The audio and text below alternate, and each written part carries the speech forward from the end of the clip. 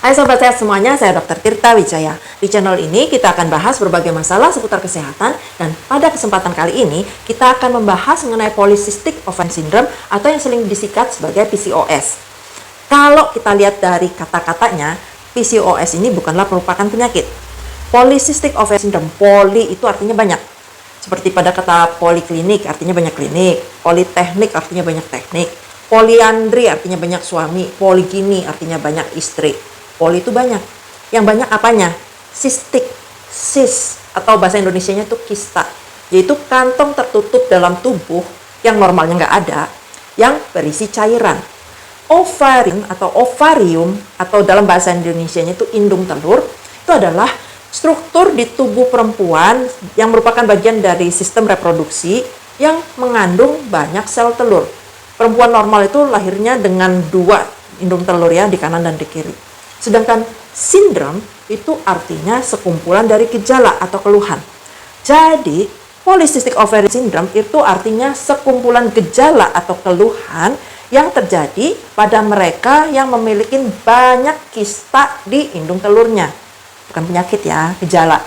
Penyakitnya apa? Kita belum tahu. Penyebabnya apa? Itu pun belum diketahui.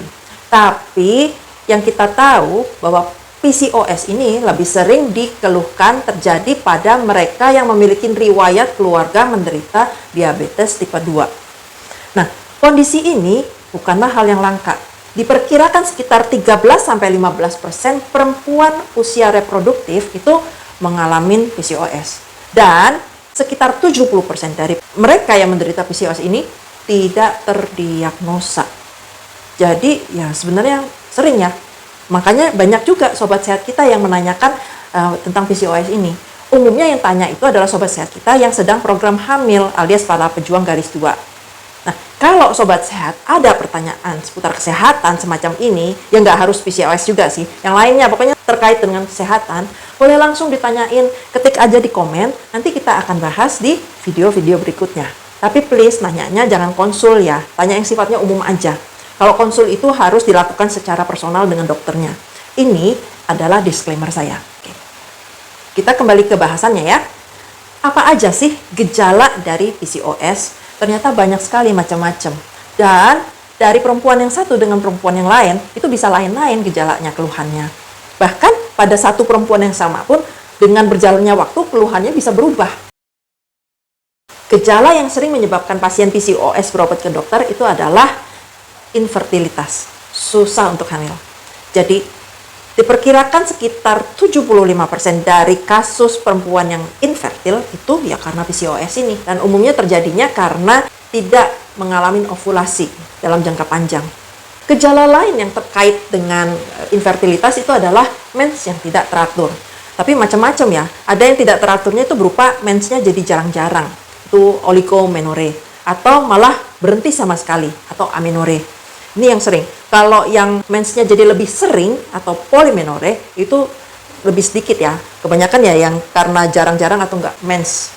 Ini dialami oleh sekitar 60-70% perempuan penderita PCOS. Yang sisanya ya fine-fine aja. Mensnya teratur. Selain itu ada gejala PCOS yang tampak di kulit. Ini ada 2 golongan besar ya. Yang pertama itu yang terkait dengan hyperandrogenism atau tingginya kadar hormon lelaki di dalam tubuh. Terus yang kedua itu karena resistensi insulin. Nah, kalau yang terkait dengan kadar hormon androgen itu keluhannya berupa hirsutism. Jadi tumbuh rambut-rambut di perempuan yang polanya seperti lelaki. Misalnya tumbuh kumisnya, jenggotnya, nggak selebat lelaki sih. Tapi kan perempuan harusnya nggak ada ya kumis jenggot gitu ya. Atau bulu di tangan, di kakinya itu lebih cenderung lebih tebal dibandingin perempuan. Terus terjadi kulit berminyak atau jerawatan yang membandel. Biasanya memang pada saat puber itu kita mulai jerawatan. Tapi setelah masa pubernya berlalu, kadar hormon seksnya itu udah stabil, dia mereda. Nah, pada sebagian perempuan yang menderita PCOS, ini jerawatnya membandel karena terjadi ketidakseimbangan hormon, yaitu hormon androgennya. Ini dialami sekitar 12-13% penderita PCOS ya. Jadi nggak semua penderita PCOS itu jerawatan. Dan nggak semua perempuan dewasa yang jerawatan itu adalah PCOS sih, ada sebab-sebab lainnya, ya. Terus tingginya hormon androgen di tubuh itu juga menyebabkan kebotakan. atau alopecia androgenik. Ini saya pernah bahas di video lainnya. Terus ada juga gejala di kulit yang disebabkan oleh resistensi insulin. Itu disebut akanthosis nigricans, berupa bagian kulit yang warnanya lebih gelap dibandingkan area lainnya di sekitarnya dan lebih tebal. Kadang tuh terabaknya seperti beludru. Nah, area yang terkena akanthosis nigricans ini seringnya ya di leher, di lipat ketiak, di siku, terus di inilah. Tapi nggak banyak sih, sekitar kurang dari 5% lah yang menderita akanthosis nigricans ini. Keluhan PCOS lainnya itu adalah obesitas, terutama central obesity atau yang gendutnya itu, obesitasnya itu adanya di daerah perut. Ini dialamin oleh sekitar 40-50% penderita PCOS. Tapi ingat ya, banyak juga pasien PCOS itu yang berat badannya normal. Nah, di bagian ini kita bisa lihat faktor-faktor apa aja sih yang berperan di dalam keterjadian PCOS. Itu ada faktor genetik, ada faktor gaya hidup. Yang kesemuanya ini menyebabkan terjadinya perubahan atau gangguan keseimbangan hormon. Dan pada mereka yang mengalami obesitas, gangguan keseimbangan hormonnya itu lebih drastis. Yang terpengaruh itu apa hormonnya? Seperti saya bilang tadi, hormon androgen sama insulin. Androgen yang terlalu tinggi itu yang menyebabkan hirsutism itu tadi, yang tumbuh rambut-rambut halus di wajah, terus jerawat, terus kebotakan tipe androgenik. Sedangkan yang resistensi insulin itu yang menyebabkan sindrom metabolik, yang meningkatkan juga risiko terjadinya penyakit kardiovaskular, sakit jantung, sakit pembuluh darah. Androgen yang tinggi, insulin yang tinggi inilah yang menyebabkan si PCOS, di mana kadar estrogennya tinggi, terus terjadi gangguan mens, terjadi gangguan ovulasi, yang menyebabkan ya gangguan kesuburan, akhirnya infertil, susah hamil.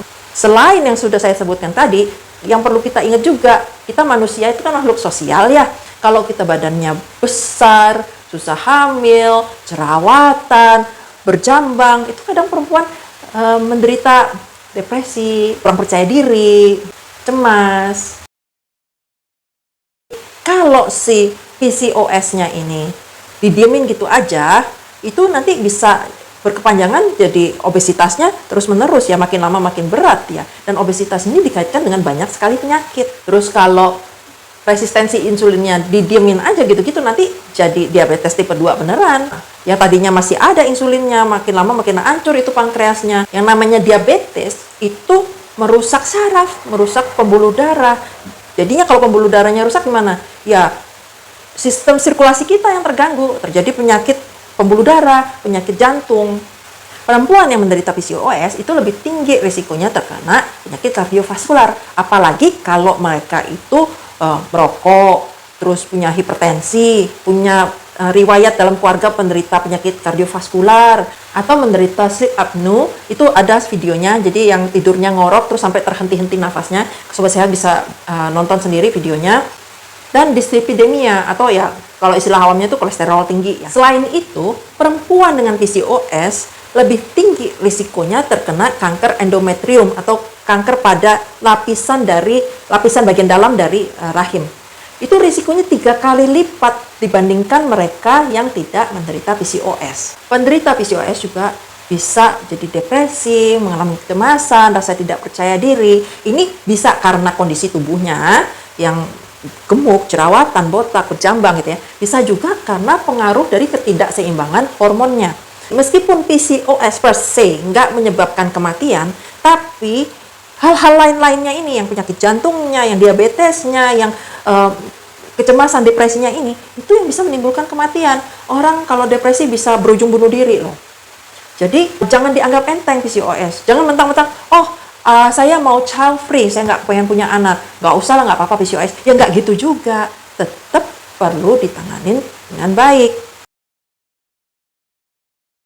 Untuk menyatakan bahwa seseorang ini PCOS atau enggak, itu setidaknya harus memenuhi 2 dari 3 kriteria diagnosisnya. Yang pertama itu adalah gangguan menstruasi, baik itu oligo ataupun amenorrhea, yang ditandai dengan menstruasi yang jaraknya itu lebih dari 35 hari. Terus yang kedua adalah terjadinya hyperandrogenism, yaitulah yang tadi, yang bulu-bulu halus, yang botak tipe alopecia androgenik, atau yang jerawatan. Terus yang ketiga, setidaknya itu ada 12 folikel yang membesar, yang ukurannya sekitar 2-9 mm diameternya, atau bila volume si indung telurnya itu secara keseluruhan bertambah sekitar 10 ml. Pemeriksaan laboratorium yang bisa digunakan untuk mendukung dari diagnosis itu adalah pemeriksaan kadar testosteron, kadar estrogen, terus kadar luteinizing hormon, sama kadar insulin. Tapi perlu diingat bahwa ini nggak patokan mati ya. Jadi seperti yang saya bilang tadi, gejalanya itu nggak sama setiap orang. Ada yang ada yang enggak gitu. Jadi kalau nggak ada bukan berarti nggak PCOS. Yang perlu dipastikan lagi oleh dokternya, ini bukan oleh pasiennya. Untuk mendiagnosis ini kita harus singkirkan dulu penyebab lainnya. Jadi jangan mentang-mentang udah terpenuhi 2 dari 3 itu PCOS. Belum tentu. Kalau dia itu disebabkan oleh hal lain, ya kita nggak bisa nyatakan bahwa ini PCOS. Hal-hal apa aja yang bisa menimbulkan gejala mirip seperti PCOS itu antara lain kehamilan. Ya dong, kalau orang hamil kan nggak mens ya. Terus gangguan tiroid, hiperprolaktin, terus hiperplasia adrenal kongenital, terus amenorea atau gangguan mens yang karena di otak ya, di hipotalamus, terus tumor yang mensekresikan hormon androgen, Cushing syndrome, sama akromegali. Jadi kita harus pastikan dulu bahwa keluhan-keluhan itu bukan disebabkan oleh hal lain. Dan dokternya waktu mendiagnosis juga harus ingat bahwa mens nggak teratur, yang kadar hormonnya masih berantakan, itu bisa juga terjadi pada mereka yang baru mengalami menstruasi atau menarche, atau mereka yang perimenopause. Jadi lihat dulu, jangan asal jebret tembak ini PCOS. Meskipun namanya polycystic ovarian syndrome, ada perempuan yang ovariumnya itu nggak banyak folikelnya, nggak banyak kistanya. Jadi sekali lagi saya bilang, diagnosisnya itu nggak bisa sembarangan. Nah, terus bagaimana cara mengobatinya? Bagaimana treatmentnya? Sayangnya, karena penyebabnya pastinya belum diketahui, penyembuhannya juga sampai saat ini belum diketahui. Jadi boleh dibilang sampai saat ini belum bisa disembuhkan. Tapi ada hal-hal yang bisa dilakukan supaya ini kondisinya tidak berkomplikasi makin parah. Terus kalau misalnya mereka yang mau hamil itu bisa diupayakan supaya bisa hamil. Beberapa dari keluhan gejalanya PCOS ini bisa ditanganin cukup dengan mengubah gaya hidup menjadi yang lebih sehat. Tapi ada juga yang sampai perlu obat, ada yang perlu operasi. Kita bahas ya. Untuk keluhan yang terkait dengan menstruasi tidak teratur, baik yang berupa oligomenorea atau amenorea, ini terkait dengan risiko terjadinya kanker endometrium. Untuk menurunkan risiko terjadinya kanker endometrium, perempuan itu perlu mengalami menstruasi setidaknya 3 kali, bagusnya itu 3 sampai 6 kali dalam setahun. Kan kalau normalnya sebulan sekali ya, tapi at least itu ya 3 kali dalam setahun. Dan ini bisa didapat dengan cara satu, memperbaiki gaya hidup. Jadi pada mereka yang kelebihan berat badan harus diturunkan berat badannya. Yang BMI-nya lebih dari 25 itu diturunkan. Kalau yang BMI-nya 18,5 sampai 24,9 itu ya dicegah, jangan makin naik lagi berat badannya. Cara mencegahnya gimana? Ya dengan makan yang sehat, yang bergizi seimbang, bervariasi dalam jumlah cukup, jangan kebanyakan. Kalau kebanyakan ya nambah berat badannya. Udah gitu dengan meningkatkan aktivitas fisik. Olahraga intensitas sedang minimal 150 menit seminggu. Boleh lebih, nggak boleh kurang. Terus yang kedua dengan menggunakan pil KB yang estradiol itu untuk memperbaiki resistensi insulin. Dan ini juga bisa memperbaiki keluhan yang berupa jerawat, berupa rambut-rambut halus. Nah, pada kondisi di mana pil KB tidak bisa digunakan atau tidak diperlukan, misalnya pada mereka yang sedang promil, itu kan nggak mungkin dong pakai pil KB. Dokter menggunakan metformin. Metformin ini adalah obat untuk diabetes. Tapi dibandingkan pil KB sama progestogen, metformin ini kurang efektif ya. Untuk keluhan hirsutismenya itu ada beberapa pilihan ya, yang bisa dipilih tergantung dari respon tubuh pasien, maunya mana yang lebih mahal, lebih murah gitu kan. Pilihan pertama yang ditawarkan itu ya adalah yang bersifat kosmetik ya, pakai laser aja. Jadi ini efek samping ke tubuhnya itu lebih sedikit dibandingkan pilihan lain. Yang kedua itu yang pakai obat topikal, pakai krim untuk merontokkan si rambut-rambut halus. Kalau misalnya pakai laser nggak bisa atau pakai krim itu males, masih hasilnya kurang memuaskan, baru dipakai obat-obatan. Tapi yang namanya obat-obatan ini umumnya nggak memberikan hasil secara langsung. Jadi kita harus pakai dulu 3 siklus sampai 6 siklus baru mulai kelihatan hasilnya. Nah, pilihan obatnya itu apa? Tadi yang sempat saya sebut itu adalah pil KB. Tapi ya itulah, kita harus pastikan nggak ada kontraindikasinya ya, karena kontraindikasi dari pil KB itu banyak sekali. Terus yang kedua itu adalah anti-androgen. Tapi anti-androgen ini harus benar-benar dipastikan bahwa penderita PCOS-nya nggak hamil atau tidak berencana untuk hamil karena bisa menimbulkan kecacatan pada janin. Jadi harus pakai kontrasepsi yang benar-benar ketat. Sedangkan untuk gejala yang berupa infertilitas atau kesulitan untuk hamil, yang nomor satu harus dikerjakan oleh penderita PCOS itu untuk memperbaiki menyuburkan itu adalah menerapkan gaya hidup yang sehat. Harus rajin olahraga. Olahraganya intensitas sedang selama 30 menit setiap hari. Jangan cuma seminggu sekali, seminggu 2 kali, nggak bisa, tiap hari. Nah gitu, makan yang sehat.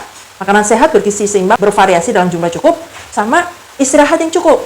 Istirahatnya harus berkualitas baik tidurnya. Dan kalau usianya dewasa ya, di atas 18 tahun, itu butuh tidurnya antara 7-9 jam semalam. Jadi nggak bisa tuh tidur ayam atau tidurnya cuma 4-5 jam semalam, nggak bisa. Jadi terapkan gaya hidup yang sehat, sama yang penting juga manage stres emosional dengan baik. Ini selain berguna untuk meningkatkan kesuburan pada penderita PCOS, juga berguna untuk menjaga kesehatan secara umum. Yang namanya olahraga, jaga makan, tidur yang cukup dengan kualitas baik, sama stres emosional yang terkendali, itu perlu diterapkan oleh semua orang, bukan cuma penderita PCOS. Baik laki, perempuan, tua, muda perlu menerapkan ini, gaya hidup yang baik. Dan bila memang pasien sedang dalam program hamil, itu sebaiknya mulai mengonsumsi suplemen folat. Karena sebagian besar perempuan dewasa di Indonesia itu mengalami defisiensi folat. Dan folat ini sangat penting dalam pembentukan neural tube pada bayi yang terjadi di awal-awal kehamilan. So, konsumsi folat ini sebaiknya memang dimulai sebelum si perempuan hamil. Kalau ada yang kebiasaan merokok, minum alkohol, ngopi, segala macam, hentikan. Bahkan sebelum hamil, hentikan. Sudah gaya hidupnya baik, kebiasaan yang buruk dihentikan, bisa juga dibantu dengan obat-obatan. Note ya, dibantu. Jadi ini bukan yang utama. Tetap yang utama itu gaya hidup yang sehat sama hentikan yang mengganggu kehamilan. Nah, obat apa yang bisa dipakai? Pilihan utamanya itu adalah clomiphene citrate. Clomiphene citrate ini untuk meningkatkan kesuburan, melepaskan sel-sel telur. Kalau clomiphene citrate-nya ini sudah kita pakai dengan dosis yang tepat, tapi tetap nggak terjadi ovulasi selama 6 siklus berturut-turut, berarti nggak berhasil. Obat yang bisa dipakai yang lainnya itu adalah metformin. Metformin ini bisa ditambahkan setelah clomiphene citrate-nya gagal, atau kalau misalnya ini perempuannya mengalami obesitas, ya langsung dari awal itu clomiphene citrate digabung sama metformin. Kalau dengan clomiphene citrate sama metformin itu nggak berhasil juga, ada pilihan lainnya berupa untuk menginduksi terjadinya ovulasi dengan letrozole, atau bisa juga dengan suntikan gonadotropin. Tapi ini ribet ya. Terus ada juga dengan laparoscopic ovarian drilling. Jadi dibor itu ovariumnya supaya keluar si sel telurnya. Untuk pasien yang badannya tetap gede, meskipun sudah jaga makan, meskipun sudah gaya hidup yang baik, olahraga, bisa disarankan untuk melakukan bariatric surgery, yaitu membuang sebagian dari lambung. Ini saya juga ada videonya kalau Sobat Sehat mau tahu lebih jauh. Kalau setelah menerapkan berbagai cara itu tetap nggak berhasil juga untuk hamil, ya disarankan untuk pilihannya itu adalah bayi tabung, di mana sel telurnya diambil, diketemuin sama sperma di petri dish. Terus bagaimana untuk memperbaiki keluhan yang terkait dengan risiko kardiovaskular? Ya kurang lebih sama sih. Terapkan gaya hidup yang sehat dan baik dengan pola makan yang bagus, olahraga yang rutin, tidur yang istirahatnya kualitas baik dalam jumlah cukup, stresnya dijaga, terus pakai metformin, turunkan berat badan. Kalau berat badannya nggak turun-turun juga pakai bariatric surgery. Nah, sekian sharing saya kali ini tentang PCOS. Semoga apa yang saya bagikan kali ini bermanfaat buat sahabat sehat sekalian. Kalau Sobat Sehat suka dengan bahasan kesehatan semacam ini, mohon like video saya, subscribe di channel ini, lalu aktifkan notification-nya dengan menekan tombol lonceng. Sampai jumpa di video-video berikutnya. Salam sehat selalu!